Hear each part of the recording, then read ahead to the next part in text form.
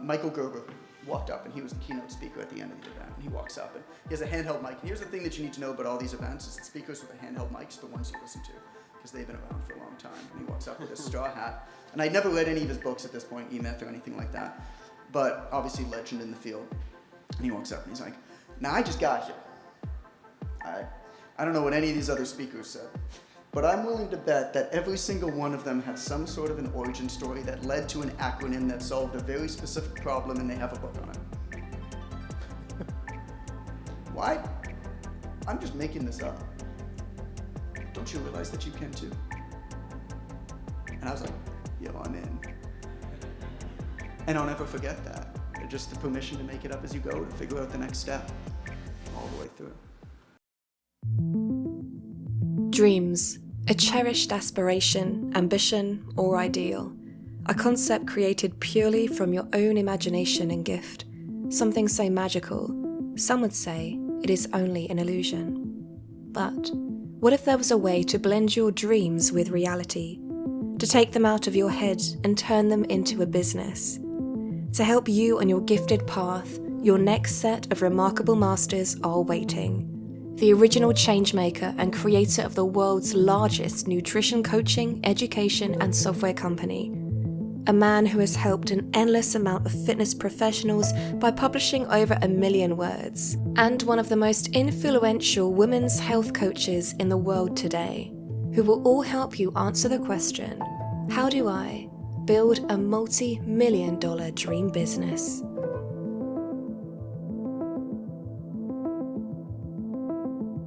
We have something else special in store for all of you. By the way, I was chatting with some people outside, and they said, I get you now. When you have a room full of entrepreneurs, full of people whose brain, like we all have Ferrari engines, you can't give people an agenda. I have to keep you all on your toes. There's always a surprise. So now that you get part of the flow of things. And our last surprise for today is a treat.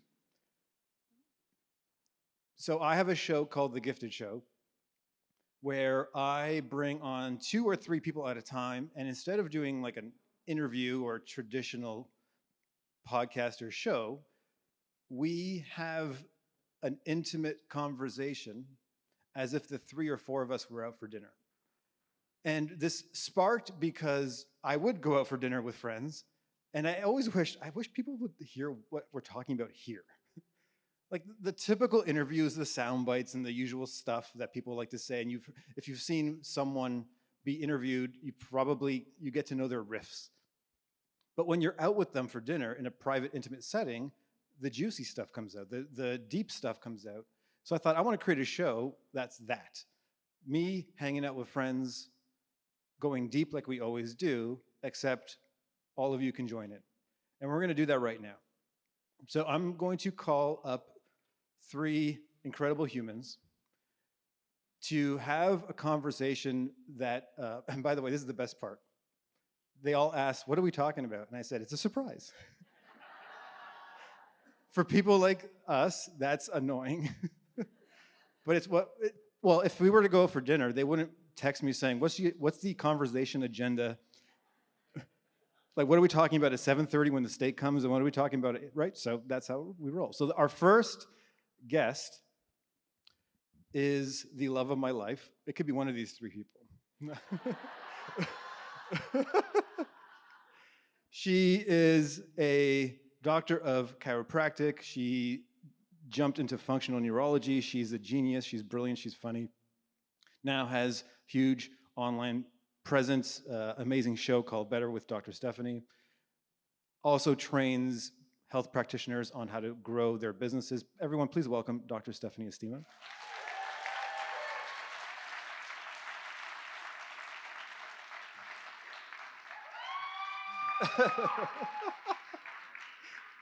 Our next guest started a business called Precision Nutrition that grew to be one of the top, or the top, coaching organizations in the world for people in the health space, and then sold it for $10 kajillion. I think that's the right number. And when we hang out with this guy, the conversations we have are mind-blowing from a philosophical perspective. And he's one of the smartest people I know. Everyone, please welcome John Berardi.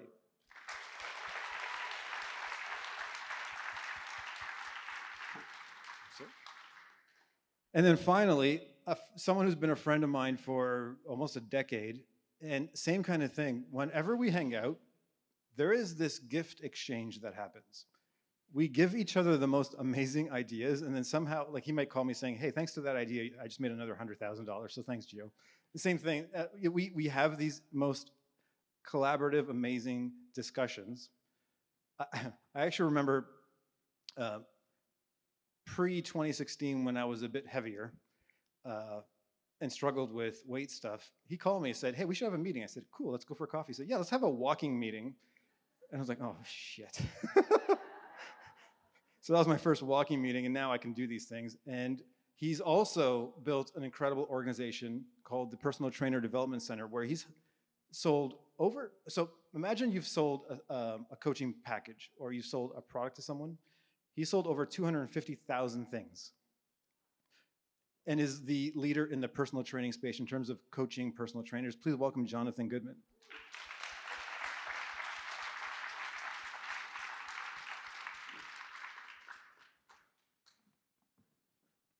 Thank you, Gio. Yeah, you're welcome. Too close.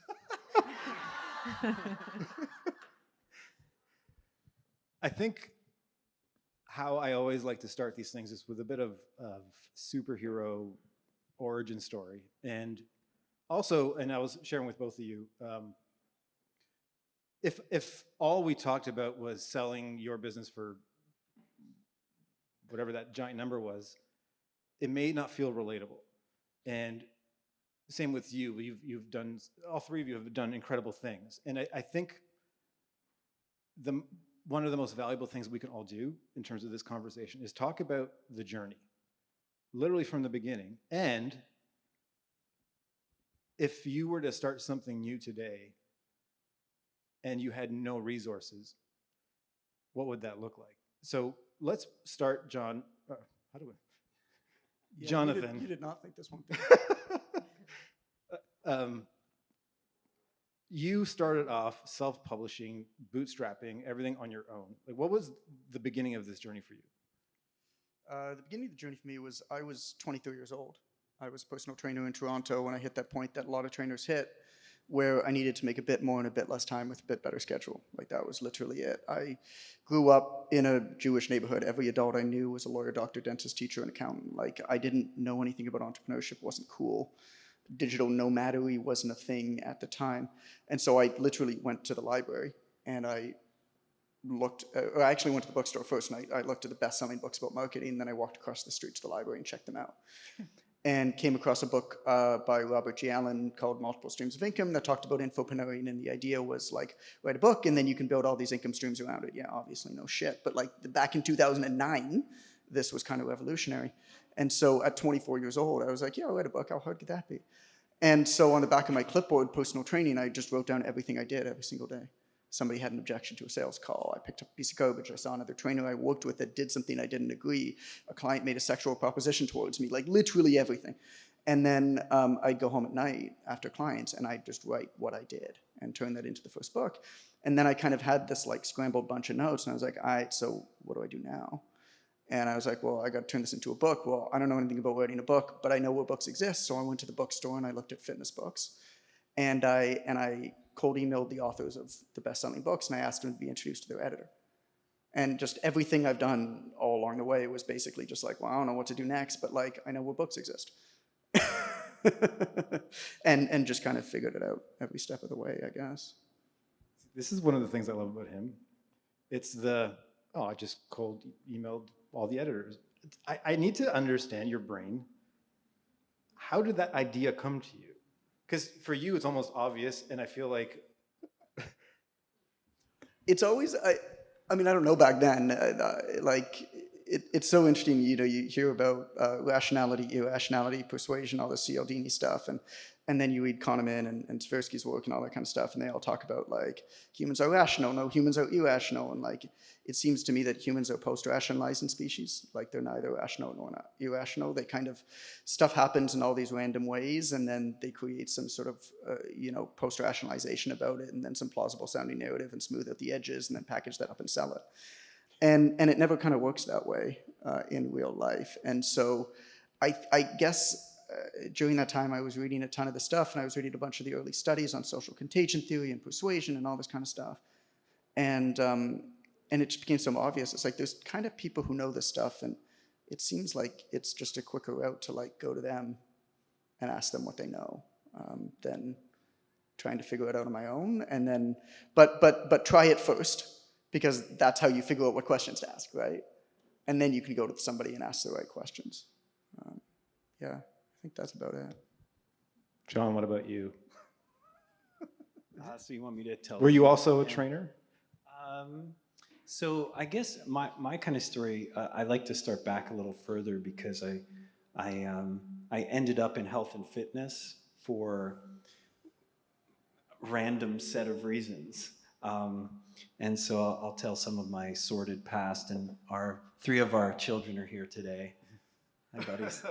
They've heard some of these stories before, so I'm not divulging anything that's too incriminating. But yeah, when I come from an immigrant family, and I was born preemie, so I was always really small, and I spoke with a funny accent, and English wasn't my first language. And so I felt picked on a lot at school and stuff like that, so I got a little bit of a chip on my shoulder. And so in high school, I was in trouble a lot. I was a D student. I was arrested 4 times before I was 18.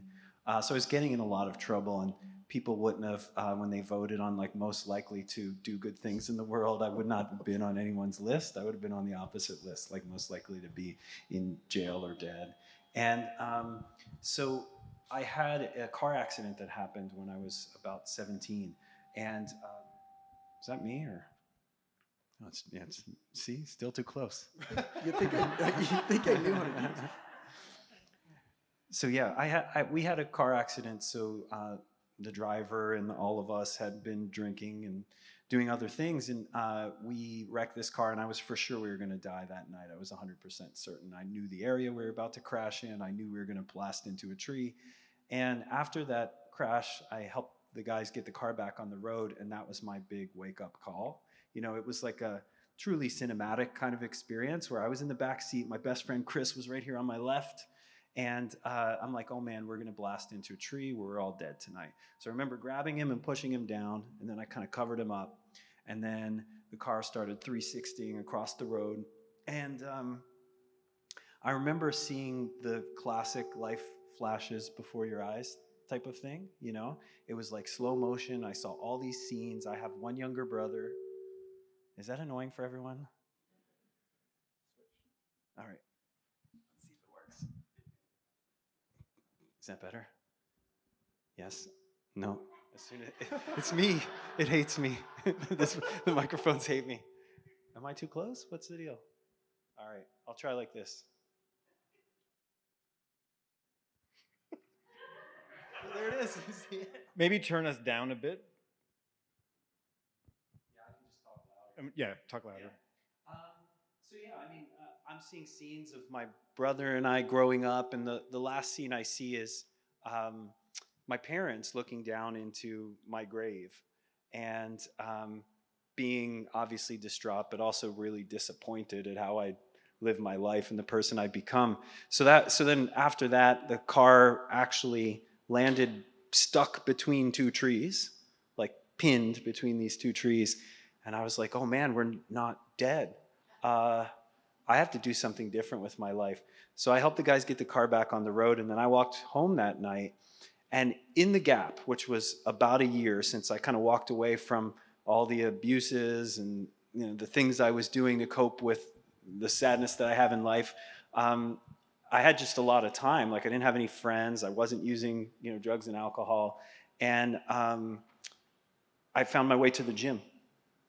And I found a mentor there, and he took me under his wing, showed me how to work out, showed me how to eat well, take care of myself. And for whatever reason, I was like those baby chicks that get imprinted by their mother, you know. And so my mother happened to be a 250-pound bodybuilder dude at a training center. And so he taught me basically how to run a gym. He taught me how to train people. He made me promise to go to university. He's like, you're a smart guy, you just do dumb things. And so that really kind of kicked me off in the direction. So then I went to grad school. I did a master's in exercise science. I did a PhD in exercise and nutritional biochemistry. And throughout that time, I was just like, I know I don't want to go into academics. I just want to work in health and fitness, you know. And why? Just because, I don't know, I feel like the idea of purpose, right? We've all heard and read and all the things about purpose, and to the point where it feels like a bit of a cliche nowadays. But for me, I just think purpose is all the stuff that's happened to you, like how you feel about the world because of all the things that have happened to you up until now. That's what you get your sense of purpose from. It doesn't have to have some like grand universe import. It's just like, what stuff happened to me? That's why I feel the way I do about things. And so that working in fitness was just that. I'm like, I don't know why I like it so much, but I know I'm going to end up there. I probably could have done well in other things, but this is just where I was imprinted, you know, and it makes sense to me to be here. I kind of got my life saved and changed by this thing. Hey, maybe this would be a good vehicle for me to help others. So that's how I got into health and fitness. So yes, I mean, I started as a personal trainer, but that's how I got started in personal training. And I always just like to tell that because I feel like everyone here, and Gio, you know, you and I use a lot of the same words for this kind of stuff. But like I feel like everyone here owes it to themselves to take the time to write their own superhero origin story. So what are the things, and maybe you don't like that phrasing, you know, I like it, Gio likes it, you know, but what are the things in your life, make a map of it, a timeline or whatever, that have made you what you are today? Good, bad, or indifferent, right? These are the things that have happened to me up until now. And that's why I feel the way about things the way that I feel now, you know? So I don't know if you want me to talk about PN and business stuff now, but... we'll get into that. Yeah, okay. Because there's an amazing journey that all four of us have been on. How about you? Let's go back. I know a lot, but they don't. So my origin story with being in practice. Yeah, I mean, I would say, you know, just listening to the Johns,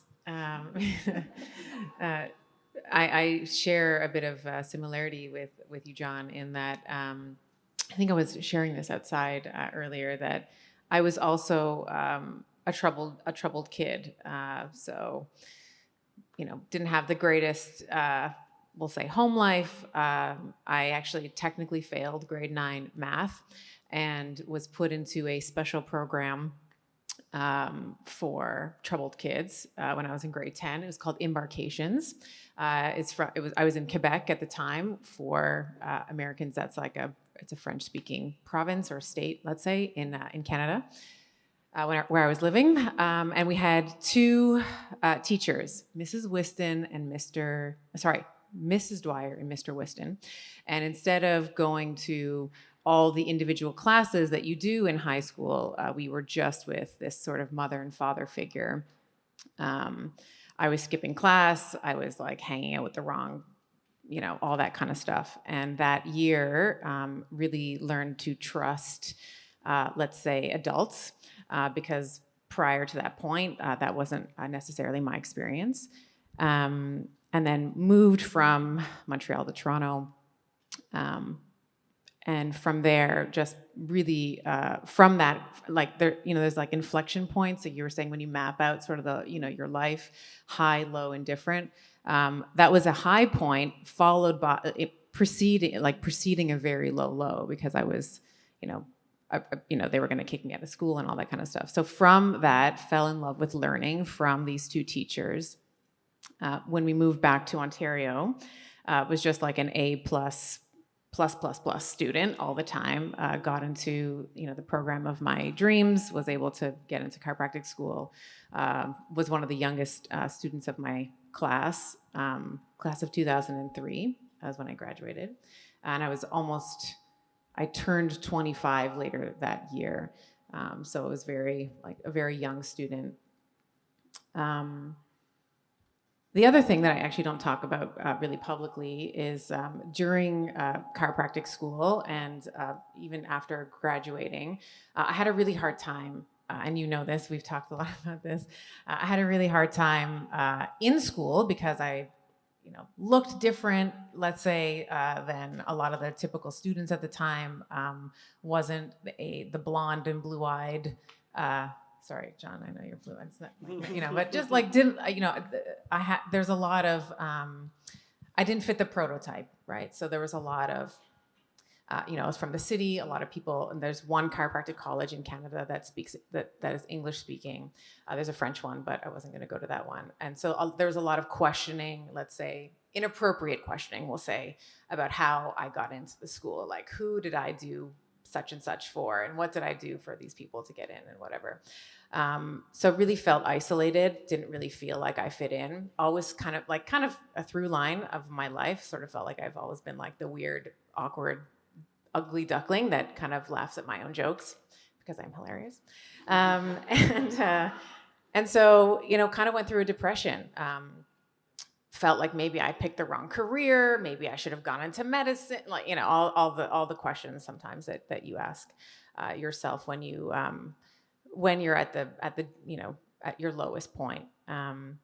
Got through that, continued on in practice, had some really incredible mentors along the way, like chiropractic mentors who taught me about the importance of philosophy, the importance of knowing that, in my case, the history of my profession, which I've talked about with some of my Chalice members, like you don't need to, or my mastermind members, you don't need to tell your patients that, but you as a practitioner or you as a coach need to know where you come from, the lineage that you come from, being able, the we'll say ancestral lineage of your profession, so that you can improve on it, make it a little bit better than where it was when you first found it.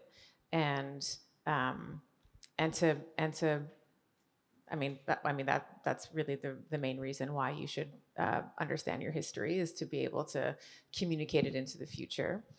And at some point, started not loving practice. Great people. I was talking with Michelle and Shalini, if they're here, still around. Like crying every night. So like I was making amazing, like it was an easy life, great money, and hating it, crying every night. And I hired another coach at the time to help me figure out what I wanted to do and what my next steps were. And then in April 2019, I ended up closing that practice and moving into the online space because I felt called to not be limited by geography, and that there were more people that I wasn't serving by just staying local.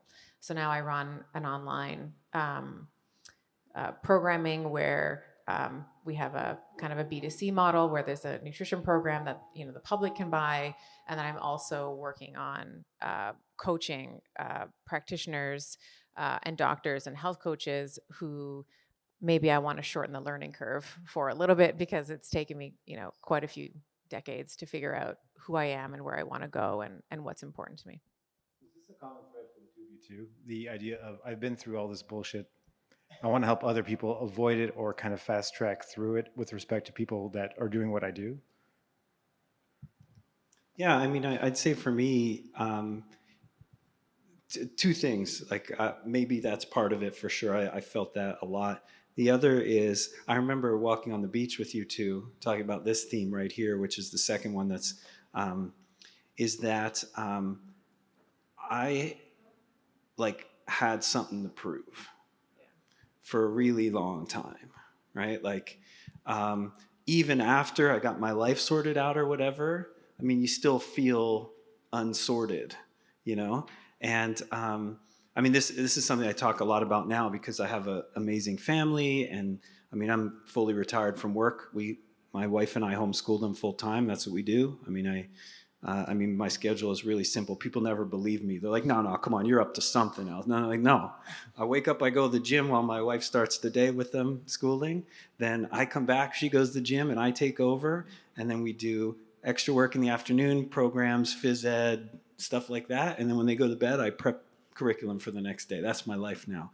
So my life is great now, and the chip on my shoulder's off. I used to call it my backpack of grievances. So in my younger years, I had an invisible backpack that I would just fill with, please tell me I can't do something. Please, I'm gonna stick it in the backpack, right? Give me a bad grade in school. It's going in the backpack, right?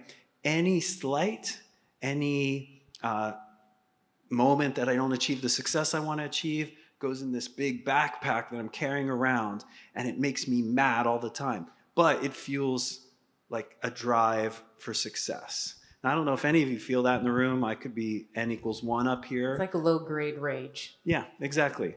And it made me very successful in the business space. Or maybe, I don't know if it made me, I can't say it's causal, you know? It could have been success in spite of. But it made me really hungry to do well. The problem is it like cannibalized a lot of relationships that could have been positive in my life. So I wasn't a great person to be around those years where the backpack was particularly heavy. And so I did fortunately get to a place where I can set it down. And I remember when that was. I remember just being like, oh, I don't have to do this anymore. That's kind of amazing, actually. And then a lot of things that were sort of had friction in my life became more frictionless. And then I realized, oh, there's a whole nother fuel to fuel success anyway. It didn't have to be the low-grade rage. You know, there are other more positive motivators for this. But yeah, I mean, in the beginning, it was partly like, hey man, someone helped save my life, and that is giving me a sense of purpose. And then also, I'm still like, I wasn't just JB going out to be empathic and contributory. I was also still mad, you know? So, I mean, those things can coexist, I think. I think not for every entrepreneur, but for many of us, there is a relationship with the entrepreneurial journey and trauma, where stuff happened when we were young, whether big T, small t, whatever, but something that creates a void that we're trying to fill, or it creates that hunger and that drive. And it could be anger, it could be fear, it could be a lot of things. Can we ask this to Jonathan Goodman, actually? Because I've known John for a really long time, everyone in the audience, and we hang out a lot. But I've never asked him this question, and I've always wondered it. So, What's the question that you want to ask me? What we're talking about right here, like, so Steph and I clearly shared the big T, little t trauma or whatever that led to our desire and drive and like hunger to go kick some butt and be successful or make a difference or whatever. Right. Do you have such a thing? And do you have low-grade rage? Yeah, yeah, that's right. I mean, I was on a podcast years back, and it was two brothers who hosted it, and they asked me what I overcame. They asked me my biggest adversity that I overcame, and I just said to them straight up, I'm like, I'm from a middle to upper class Jewish neighborhood, like in Toronto. Like I'm good. Like I'm, loving parents. Like, sure, yeah, I wasn't good at math. Who gives a shit, right? Like, it was fine. I think I don't know what the answer to that is my answer. Yeah. I cannot post-rationalize it. I can't figure that out. What I can tell you is that I have never really quite understood why a lot of people do what they do. It just doesn't make sense to me. I'm so gloriously unemployable in every single way because I've always just, anytime I worked I was like a receptionist at a doctor's office. Like I just didn't understand why they would. I was like, there's a better way to do this, right? Like, why is nobody doing this? And so, to your question originally about, am I fired up by like what the industry does? It's like, there's a lot of bullshit in the fitness industry, but the reality of it is that bullshit is the right kind of thing for a lot of people. What I think is perhaps not understood is it's not quite understood the game that people are playing and understanding what game somebody's playing and whether or not it's the right game for you and whether you should take the lead from them based off of that game. is an influencer who's doing influencer things the right game for you when you're trying to get a couple of coaching clients. No, that's a gloriously inefficient and ineffective way for you to accomplish your goals, is to try to be an influencer. If you try to play their game, if you try to play the game of like a ripped influencer, let's say in the fitness industry on IG, they're going to kick your ass because they're better at being a ripped influencer on IG. So don't play their game. And I've just been fascinated by looking at all of these different elements of like, well, this just doesn't make any sense. Well, why is that? Let's just like play and build stuff. I just like building things, man. My biggest fear is that I'm going to wake up one day and everything's going to go to hell, like every entrepreneur fears this, like people are going to figure us out, and I'm just not going to be able to build stuff. Like that's my fear, is I'm going to lose my ability to have resources to build things. That's where I'm at in my career now. I mean, that's why I very much, I wouldn't say I shut down, but I let go of the majority of my senior staff, the majority of my staff this past year. And it's because I needed that space to build again. I got too much into building like one company and it was just beating me down. I was like, nah, this isn't right. And the resulting effect is just beautiful. So no, I mean, there's been no trauma. I don't know. I feel like you can't say that now, which is so weird. There's been no trauma. There's so much stuff out there that you can just do. There's so many problems or weird things. You're like, well, why is it that way? Well, I don't know why, but like, let's just try this and see what happens. Let's play. And I was at an event. I'll leave you the story. I was at an event. It was one of these big marketing events. It was a couple years back. And Michael Gerber walked up, and he was the keynote speaker at the end of the event. And he walks up, and he has a handheld mic. And here's the thing that you need to know about all these events, is the speakers with the handheld mics, the ones you listen to, because they've been around for a long time. And he walks up with his straw hat. And I'd never read any of his books at this point, E-Myth or anything like that, but obviously legend in the field. And he walks up, and he's like, now I just got here. I don't know what any of these other speakers said, but I'm willing to bet that every single one of them had some sort of an origin story that led to an acronym that solved a very specific problem, and they have a book on it. Why? I'm just making this up. Don't you realize that you can too? And I was like, yo, I'm in.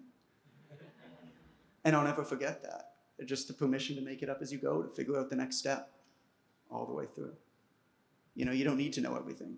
There's this problem these days where it feels like you need to have all of the information before you start, and there's a point, I call it ignorance quotient, where like I feel like you hit this point where you know too much about a thing, where getting more information about that thing is actually a disservice, because it's now you know all the reasons why you shouldn't do it, all the things that might go wrong.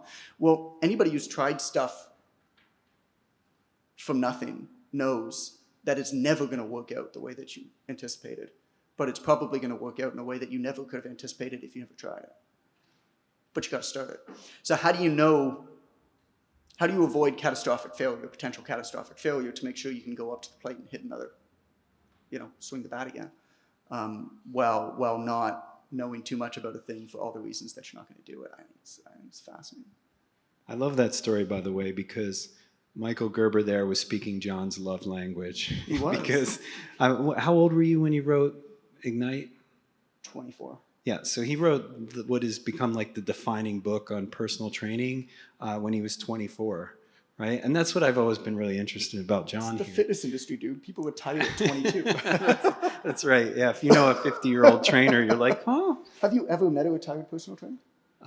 Yeah, two. Two? Yeah. I gotta meet them. Yeah. Get their story. But that particular thing is interesting, right? Because we were talking about like what fueled your fire for accomplishment or whatever. But regardless of what the explanation of it is, right? There's like probably some common themes, right? And that one of John, I have it too. And I mean, it can be a gift in the professional world. It can be a curse in other aspects of your life. It's just that idea that you're just like, yeah, that's right. It works out every time. I self-sabotage every single thing I do. The minute that something becomes successful, I lose interest and just right. But this idea of like, hey, I can figure this out. There's a problem that I see. No one seems to be solving it. I mean, I'm looking around. I don't see it solved anywhere. Why can't I try and solve it? Why not me? Right? That thing is what you do all the time. I think it has to do with courage. I think courage is such a fascinating topic, You think about fear, you think about courage, you think about how courage develops. And anybody asks me, they're like, oh, how do you get courage? It's like, well, you get courage when you try stuff and it doesn't work out. Because what you figure out very quickly is that if something doesn't work out, it's almost never as bad as you would have thought. All right? Fear is an irrational response to the unknown. We fear things because we don't understand it, because we don't take time to actually understand it. The way to avoid fear, I mean, Seneca once said, if you wish to stave off all fear, imagine that the worst that can happen most definitely will happen. And what that means is that imagine the worst case scenario. If you're thinking about doing something, putting something out in the world, creating something, starting a business, whatever it is, imagine the worst case scenario actually happens. Everything goes wrong that could happen. Are you okay with that? Well, most of the time you're like, yo, that ain't so bad. And then you go ahead and do it. Or maybe you realize that it is so bad and then you decide not to do it. Either way, you now have that awareness. And when you try stuff and it perhaps doesn't work out, again, it might work out in a way that you never anticipated. Or it doesn't work out and you're like, oh shit, that wasn't so bad. Well, you just gain courage to try more, to try more, to try more. You call somebody up. You're like, hey man, you want to work on this together? Yeah, that'd be great. You're like, you said yes? Holy crap. Or like, you said no? All right, well, I'm still going to go home and sleep in the same bed and eat the same food. Like, it wasn't that bad. Yeah. You know what I'm saying? If I was making an equation, I would add like another factor to it, which would be like, so like, I don't know, lower fear, but also like irrational confidence, right? Like, because ultimately you're saying I'm 24 years old. It's irrational. Ignorance, optimistic ignorance. There you go. That's It's irrational. And I own that domain, everybody, by the way. So you can't have it. Optimistic ignorance. But it's irrational to think you're going to solve any of these problems that no one's ever solved before and that you haven't either. But you're like, whatever, let's go for it, right? That's interesting to me, right? Because I don't see everyone having that, but some people do, right? Right. Sorry, Gio, I'm asking all the questions now. This is what I love. I love this. Part of the pattern I've seen with the three of you is that there was a practice first, or even you created transformations first, and then you scaled the platform, or you scaled the work you were doing. It didn't start off with, like, you were a trainer first, and then you wrote the book. You got to do a thing before you talk about a thing. Well, I think a lot of people think the opposite. Like, there's a shortcut of, well, if I let me launch my thing by writing a book. Don't write a book. It's a terrible idea. 100%. And it's especially with learning new skills. This is, we got some pieces of our business that teach people about business and sales and stuff like that. And it's so interesting. It's like, oh, what sales book should I read? It's like, you shouldn't read a single sales book. You should do 50 sales calls. And then you should read a sales book, because now you have context through which to put this information through to be able to begin to make sense of it and answer some of the questions. Don't read a book about something before you've never done it. Fail forward. So, yeah, man, I agree. Steph, what was your first month in practice like compared to your last month?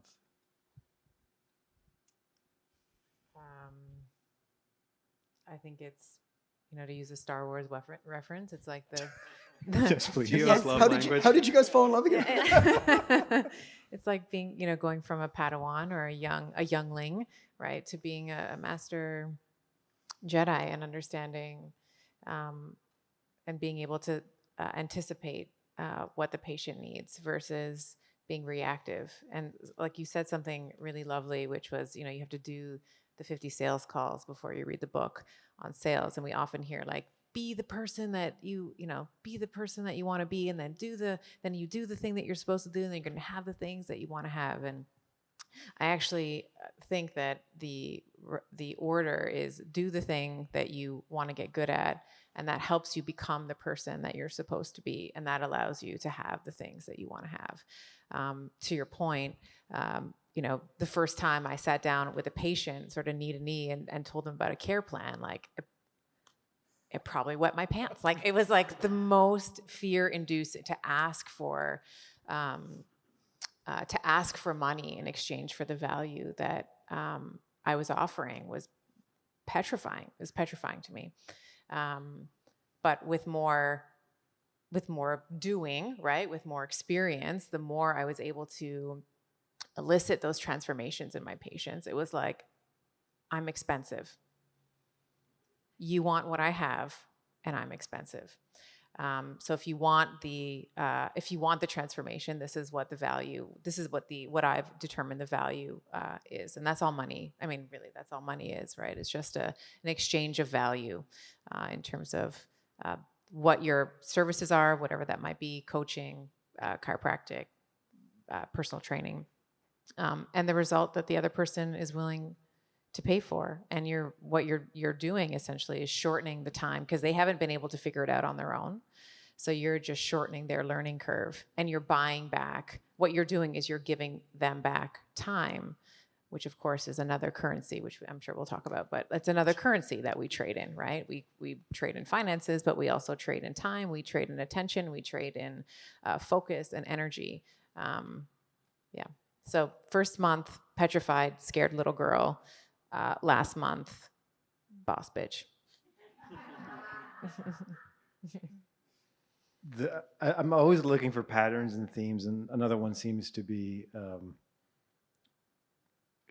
confidence through capability, where you have to do the thing over and over again. And I think we often are trying to skip the steps or distract ourselves with, well, I should read these 30 books on sales, and then I forgot who said this. Someone said, like, you can't get good at sex by reading books about sex. You kind of have to do it to figure things out, and it's like that for everything. But there's also another component, and I love. So how do you practice, Gio? Lots of practice. What I love about the three of you with respect to being in the health and fitness space is that I see a lot of overlap between entrepreneurship and, let's say, fitness. So you mentioned Instagram.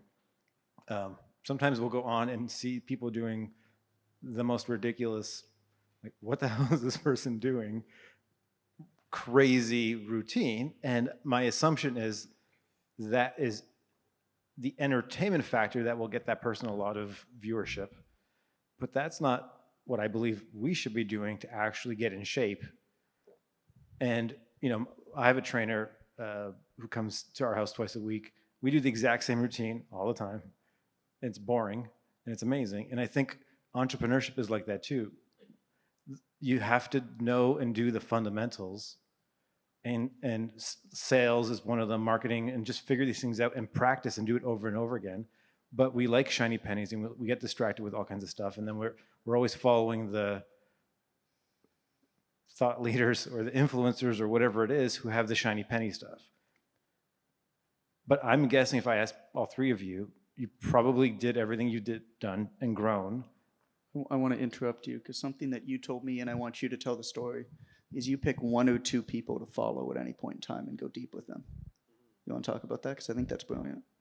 Yeah, so I don't know. I think people's education process, whether that's academic education or education in business or an education in entrepreneurship or whatever, has to go through different cycles and phases. Like at some point, reading books becomes essential. At some point, practice, all the things that have been said so far. But there just became a point in my career where, like, going to events and listening to speakers wasn't enhancing my knowledge in any way, nor was reading books or any of those kind of things. So at that point, what I started doing was I would pick 2-3 people each year to follow. And they would be people who maybe had the skills that I wanted to develop. And what I would do is I would do everything they said. Like, I would sign up for their newsletter. If they had an event, I would go to their event. If they said buy a product, I would buy that product, right? So if I did everything they said, it might cost me $1,000 over the course of the year or whatever. But I consider this like deep learning, because I'm not trying to figure out what they're teaching people to do. I'm trying to figure out what they're actually doing, right? And I've even said this to John before. I'm like, at a certain point, John, I don't care what you tell people to do to grow their business. I'm just stalking you to figure out what you're doing. You still bought everything, though, so thank you for that. He at one point, he sent me a thing. He's like, hey, JB, how come you are the number 2 most opening of my emails person on my list or whatever? And he sent me the stats. I'm like, because you're who I decided to stalk this year. You understand? This is what I do for education. And because the thing is, like, I don't always trust that John, and he's a super smart guy, and I obviously learned from him, can articulate everything that he's doing, right? I don't trust that when he runs his own filter, he will prioritize the steps in the way I need them to be prioritized for my life and development, etc. So I don't care what he tells me about being successful in business. I'm just going to see what he sends on email. What words does he use? What products does he launch? What education is he doing? Because I know he's going to talk about it, because he talks about his life and tells stories, like probably to the annoying point like I do. So that's kind of my approach to some of this. It's just like, I don't at a certain point care what anyone says to do. I just want to look for patterns, as you're talking about, and figure out what people are actually doing. I'll be the judge of what you're up to. I don't want your filter on it. And one thing you said to me too, I remember, is you're like, there are certain problems inherent. This is when we were both doing like a launch model, right? And there are certain problems inherent to a launch model, which is like, how do you shut it off? Like, how do you communicate that in such a way? Because like, it's not bullshit. Like, you're shutting it off, you're not offering it anymore. There's a reason for that, but how do you communicate that in a way that's respectful, in a way that's honest? And you like basically had a launch model, and I had a launch model, and you're like, there are certain problems that I want to improve upon. And you were looking for how I solve those problems and comparing them. You were so specific on exactly what you were trying to get another viewpoint into. Nobody would ever like, what is the exact wording and proposition you do to end a launch for a certification course? like nobody's going to include that in a package that you're going to buy or at an event. It's so small, it's so nuanced, it's so specific to you. But you were looking for that, and you were looking for how I did that. Yeah. And then it was just funny, because then like I'd take something from you, you'd take something from me. The sticker thing was funny.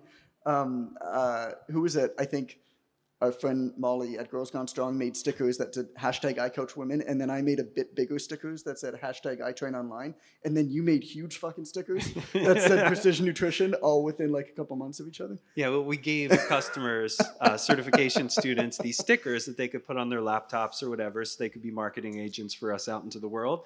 And so John's like, hey man, I saw you got a sticker. I'm like, oh, I might as well just like fess up. I'm like, yeah, I saw your sticker, and I told my team I want it 20% bigger. But yeah, I mean, I guess the point is like, and so I followed John for two reasons. One, because he was doing some of the same technicalities of, business rollout as we were. And I'm like, oh, cool. He's a smart guy. He's doing some things slightly different. I want to see how he's solving the same problems I'm butting up against. And the other reason is John's younger than me. Like, I started an online business when people were on dial-up.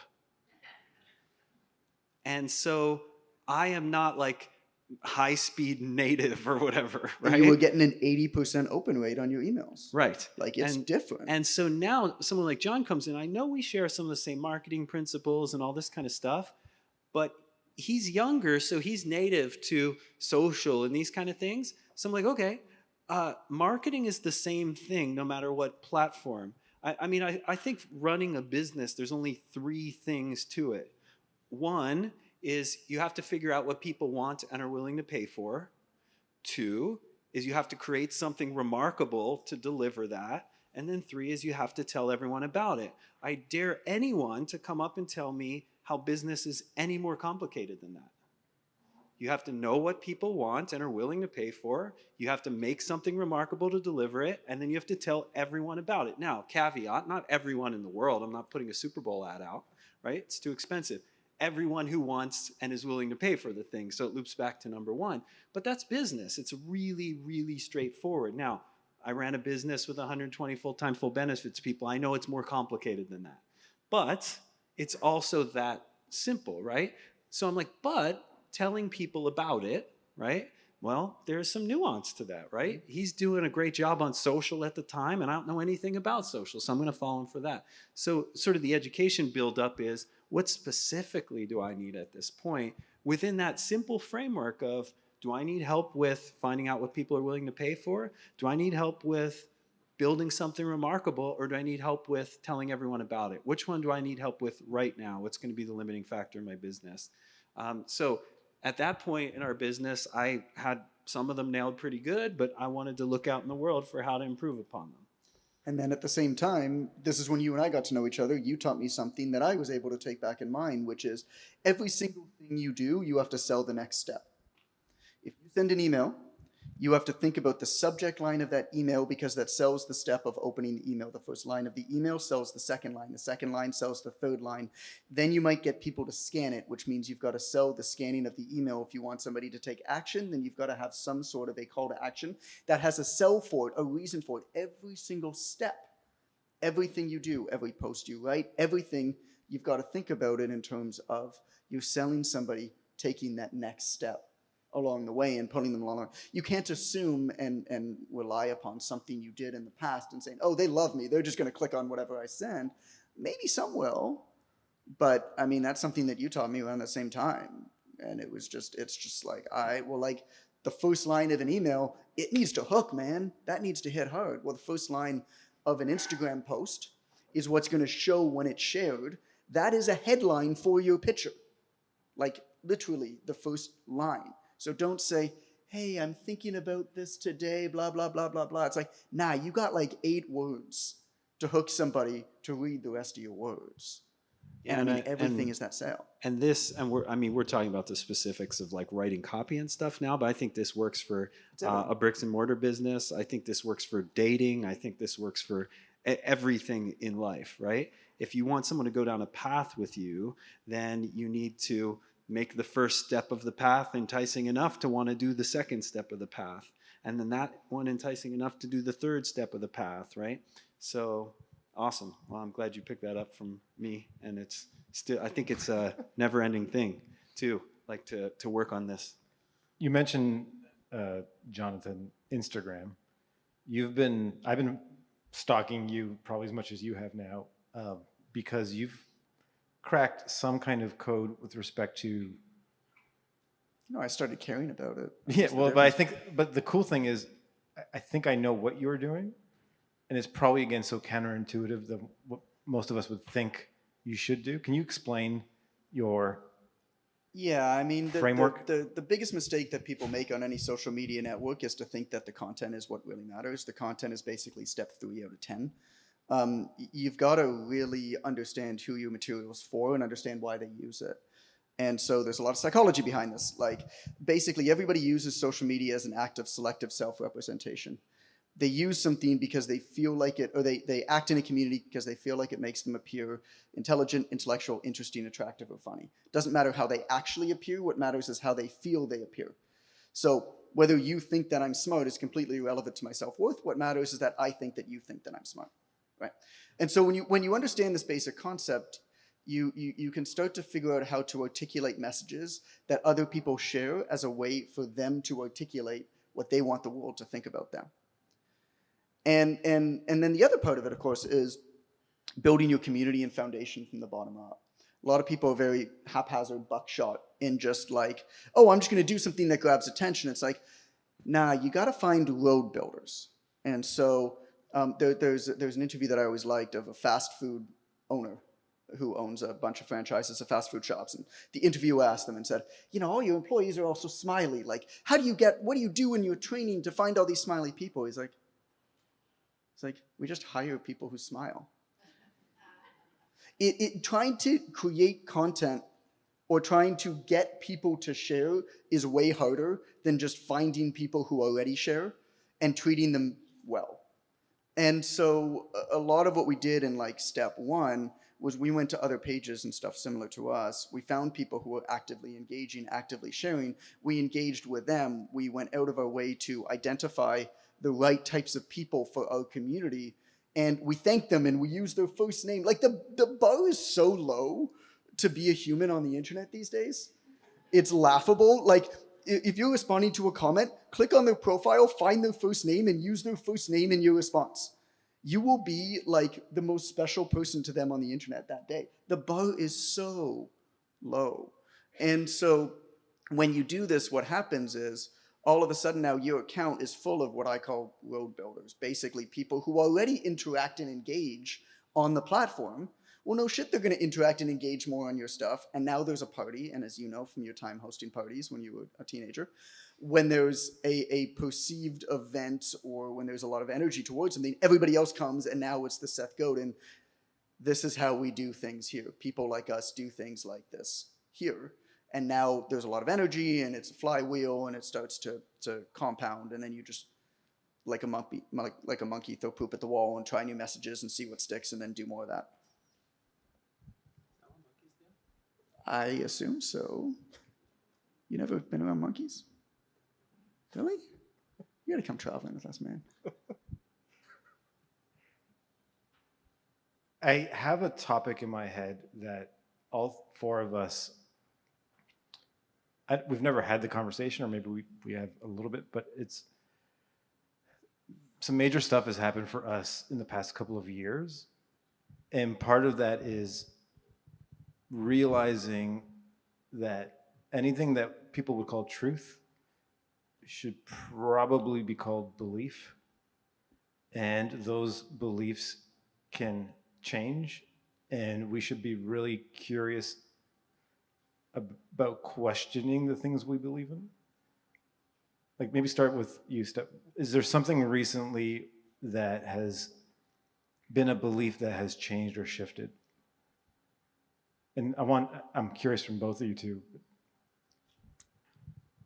Well, we've had conversations around beliefs really being the big driver for behaviors, right? So I think about this when I think about trying to coach my healthcare practitioners who have, let's say, limiting beliefs about asking for money or limiting beliefs around launching a program or whatever it might be. I think that there's always a story, whether we are conscious of the story or not, that drives our behavior or stops us from moving forward, that courage piece that you were talking about before. In terms of a belief for me that has changed, I think that I probably still have a little bit of the backpack on. I haven't quite let it down yet. But I am coming into or getting closer, we'll say, to a place where I don't totally feel like an imposter all the time. I still feel that at any moment someone's going to come here and yank me off the stage because I shouldn't be here, or whatever it is. Shouldn't be coaching doctors. Shouldn't have a podcast. I mean, who in the hell needs another podcast on health, right?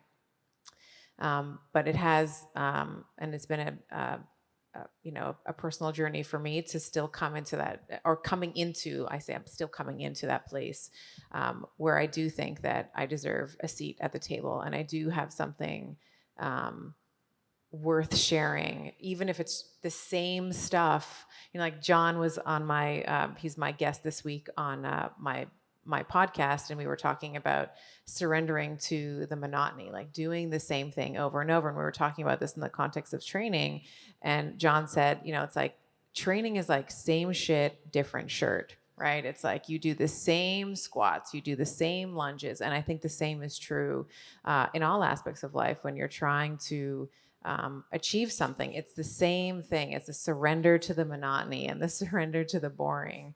And I think that the process of that surrender, the process of doing the same thing over and over again, and then reaping the success from it, that experience for me to say, okay, no, I really should be here. And I shouldn't, kind of shirk away and hide from people, which is kind of my default tendency sometimes that I have to work on. So I don't know if it's a belief that's completely shifted, but it's certainly shifting. Yeah. For me, I mentioned it this morning, but one of the biggest belief paradigm shifts has been that personality isn't permanent, and that we are the narrator and the script writer of our story, not just the main character. Another massive belief from childhood, actually two. One around self-sacrifice, or being selfless as the most noble thing, because that has plagued me my whole life, and shifting to leading by example, putting myself first so that I can have the capacity, capability, energy to serve a lot of people. And the last one, which I'm laughing at, just because of how deep the belief was, and the belief was drugs are bad. And growing up in the early 80s, all the messaging, even Ronald Reagan, all that stuff, drugs are bad, say no to drugs, and thinking this is terrible. So I mentioned my DJ name was Johnny Angel. That was because I threw the biggest parties in Toronto, 5,000 people a week in nightclubs, and I had never touched a drug. I still have never been drunk in my life. Partly because I saw what alcohol did to people at my events, and I was like, I don't want that. But also because of this belief that drugs, and it was like a blanket statement, drugs are bad. And until recently, working with therapists with like psychedelics assisted therapy, drugs from that context have been the most game-changing thing ever. And it's not done in the same way recreationally, but it's been one of the most healthiest transformative things ever. Had I still maintained that belief, I wouldn't have even done the thing. And it's really changed my life. And it's from these kinds of events, realizing I really want to question every single thing, because everything is a program that's running subconsciously that I don't even realize is a program. Like, here's another fun thing. This is its own conversation that we can have later, but like most things were made up. Like time is made up. Numbers are made up. Numbers don't actually exist in nature. We just use them as representations of nature. And then I learned, for example, there used to be only 10 months. Right? So when you think of time and calendars, you're like, oh, there's 12 months. That's how it is. It's almost like this truth thing, but there used to be 10. And then to honor the Roman emperors, Julius Caesar and Augustus Caesar, they created July and August and threw them in there. So now there's 12 months. So if time can be changed and edited, what else could be changed and edited? And that's what has been shifted for me. I'm curious for you. How do you question beliefs? Is this a thing for you guys? And has there been a belief recently that has shifted? It's funny you bring this up, because literally 2 weeks ago, I was on a hike with a mutual friend of ours. Our family spends the winter in Scottsdale, Arizona, and some friends of ours moved down there also, Molly and Casey. And so Casey and I hike every Wednesday. We do a 3-hour hike every Wednesday morning in Scottsdale up in the mountains. And we were talking about some stuff, and he goes, hey, wait a second. I'm just realizing that there's not a single thought that ever pops into your head that you don't question about yourself or about anything in the world. And I'm like, you're right. Thanks for noticing. And it's true. And it's also one of those things that, like, people call them unique abilities or whatever, things that are special about you. And I've written a lot about these, but it's this notion of like the things that you often take for granted that are actually kind of part of your superpower, or quite in total your superpower, that you don't even think about as something you could leverage for personal, professional, whatever success. And so this is one of them. When he brought it up, I'm like, yeah, doesn't everybody do that? And he's like, no. And so it's even the idea of holding tightly onto a set of beliefs is a very strange concept to me. Because even the things I think about myself in a moment, I go, oh, wait, is there a story that could invalidate that? You know, so constantly, any thought that occurs to me, this is a fun event.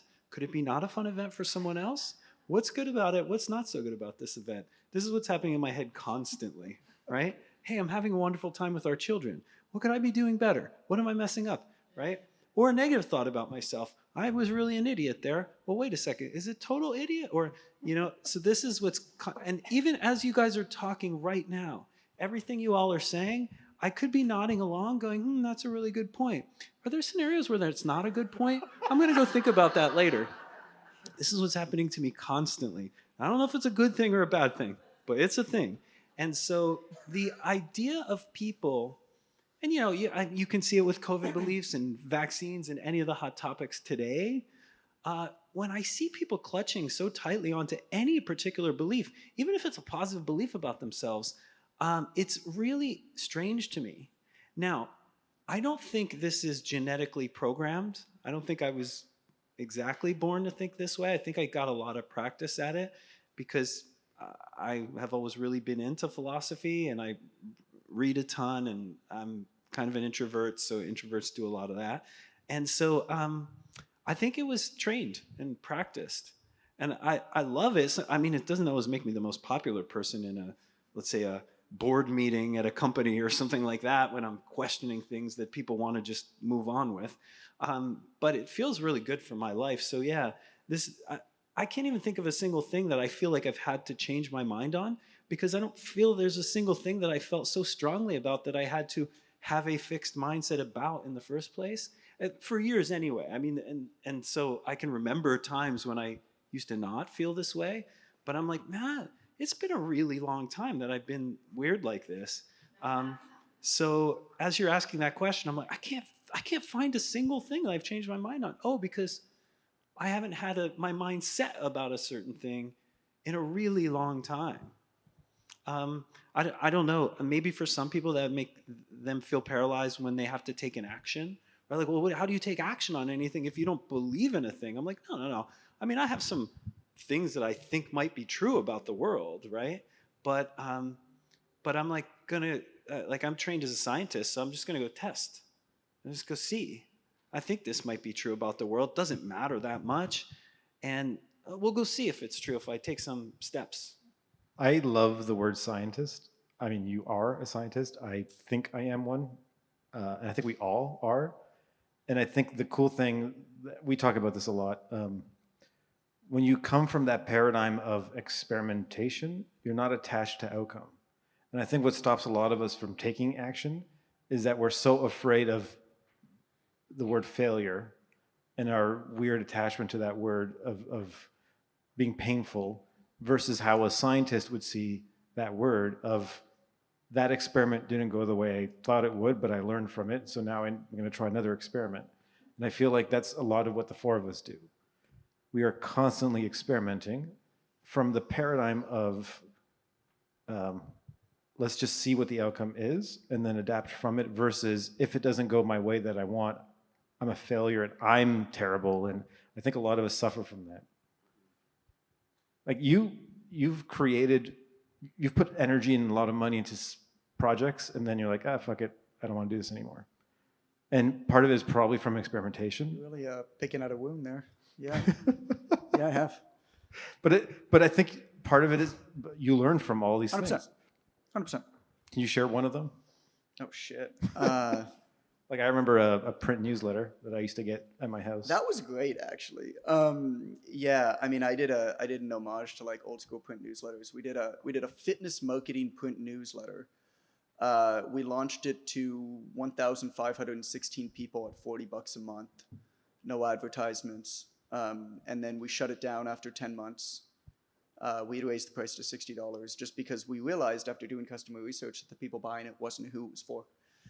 This was for more advanced fitness marketing. The people buying it needed kind of initial tactical stuff, and so it was the right product. It was actually super interesting.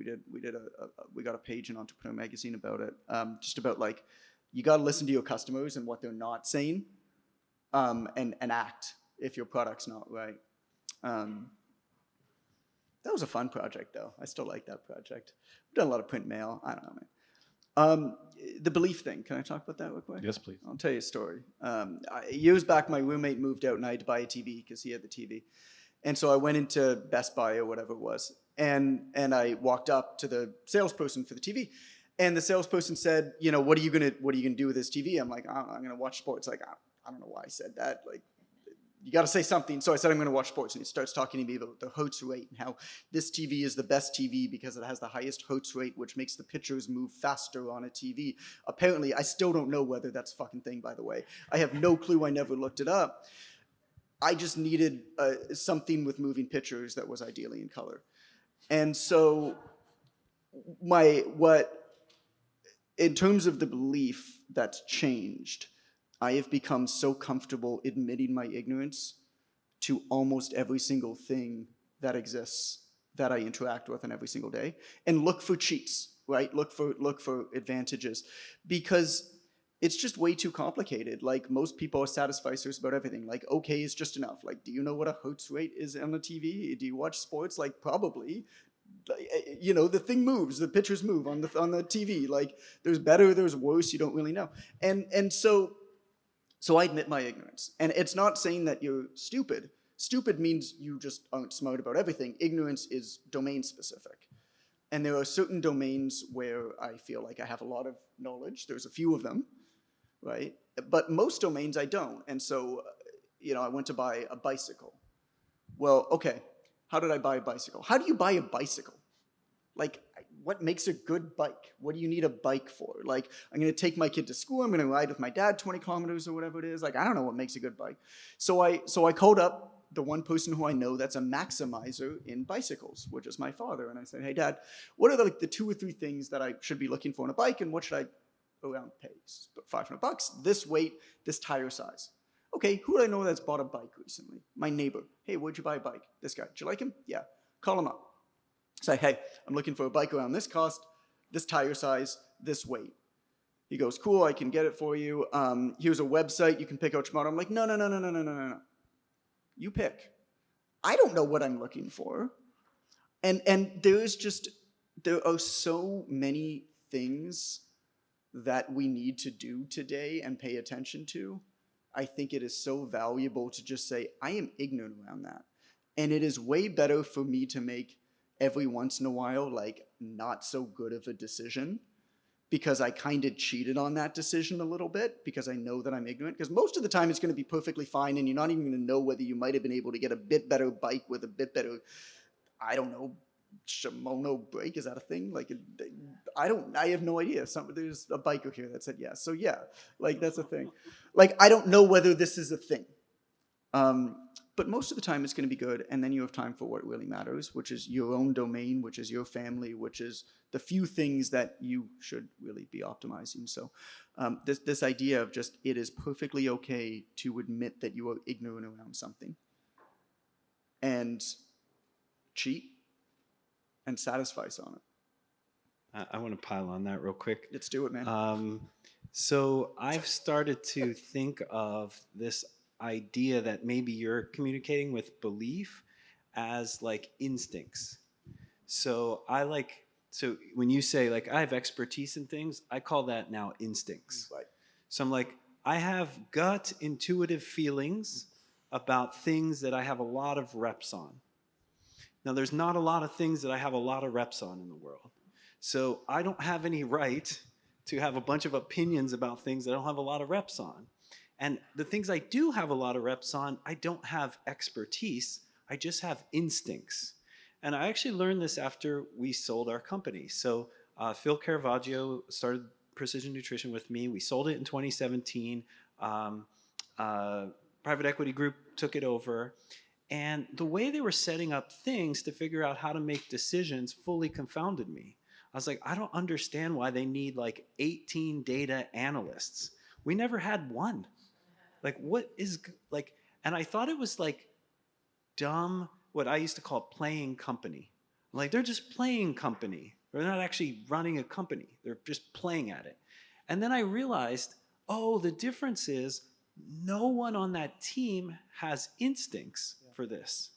It's not expertise necessarily. It's that, like, gut feeling about what the right decision might be when you can't maybe even articulate it in words. Like, I can't convince them of it because I just know what's going to work here and I know what's not going to work, and that's instinct. And they don't have that, so they need to do data, right? They need 18 people crunching numbers, and there's no other way they can build what I have unless they're willing to spend 25 years getting reps, right? So you either get a lot of data and consultants and whatever, or you have instincts. But I mean, it plays into this specifically because I'm like, that's the only thing I think I have now. I don't really have a lot of beliefs. I don't even think I have a lot of knowledge. I just have instincts for things I've done a lot of. And they're all questionable too, right? You can question those, and I do, right? But those are the closest thing to what I think people have as, I really think the world is this way and no one's going to convince me any other way, you know? But I just call them that now. And I want to talk about and then I want Steph to go. the buying of things. Where's Martin? Where's Martin? Martin D'Souza. Is he here? No, Martin's not here. I'm about to shout him out from the stage, and he's going to pee or something. But Martin works with Gio, and he helped put on the event. But Martin actually used to help me run my podcast. I think he's on the phone outside. Is that Oh, he is. There he is. Yeah. He's a well-dressed guy. And so what happened was we were setting up a podcast studio in my house, and Martin was like, "What microphone?" All the same thing. What microphone do you want? You should get a standing desk. Which one? One I can talk into. Yeah, that's exactly right. I'm like, Martin, listen.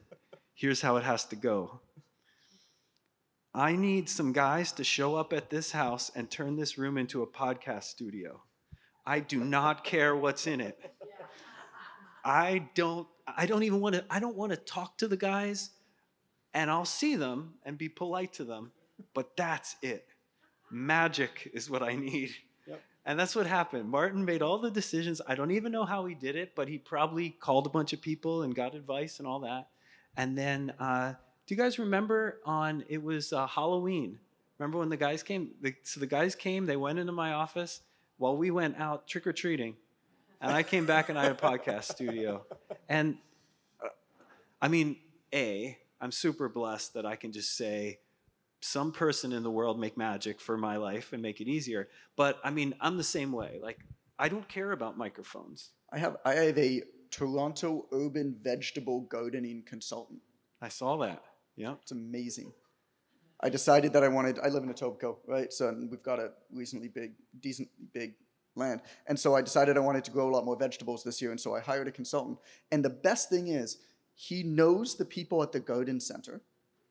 They call him when they get in the first stuff for the season. He goes there first. He picks the best stuff.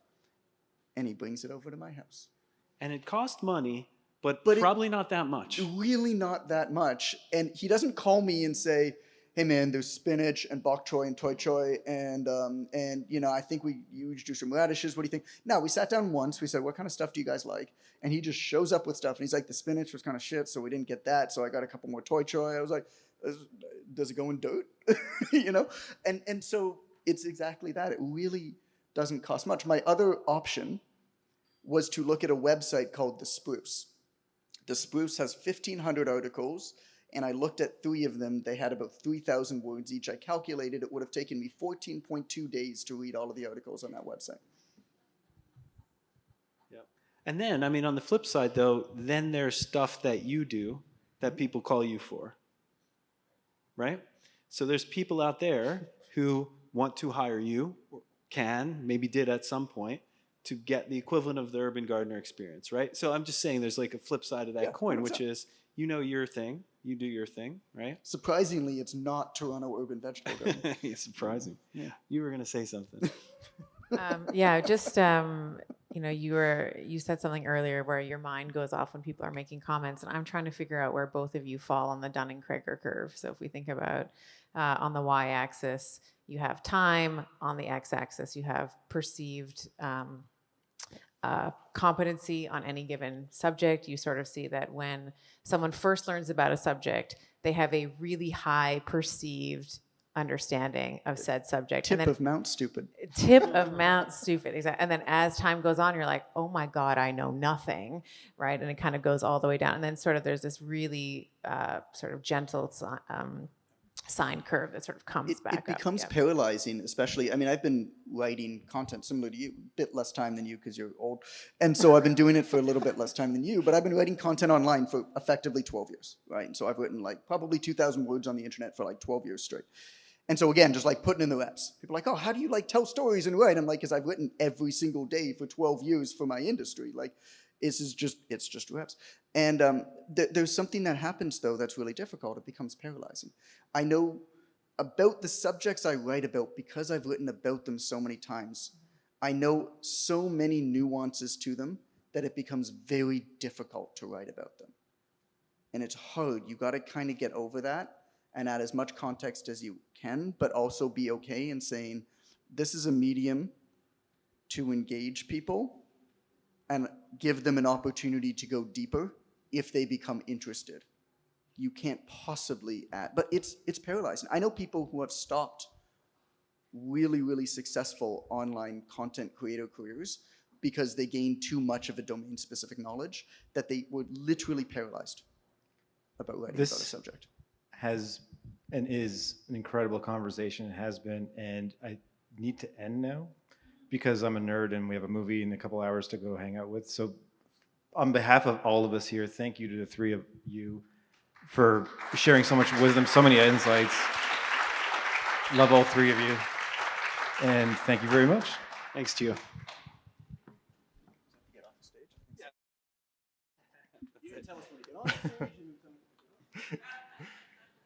Wow. Okay, so one theme that kept popping up in my head as we were having this conversation, and thank you, Stephanie, for bringing it up, was how valuable time is to every single human, and how valuable each of you are or can be by selling people back their time. It came up in this conversation a bunch of times. It's actually come up all day long. And John mentioned with having people come to his house to build a podcast studio, he wanted magic to happen. Everyone here is a magician. You have spells. You have the magic you can create for other people. People want you. They want the magician. Your gift is your magic. You are all gifted. So think about that for the rest of today, especially as we go watch a movie about magicians. See how I segued all that? Is that cool? So this wraps day 1 of Archangel Nexus. You have been given the tools to create a new world, to shape a new reality not only for yourself, but for the entire human race. I'm here to tell you that you, my hero friend, are ready to evolve. Our journey, for the time being, has come to a close.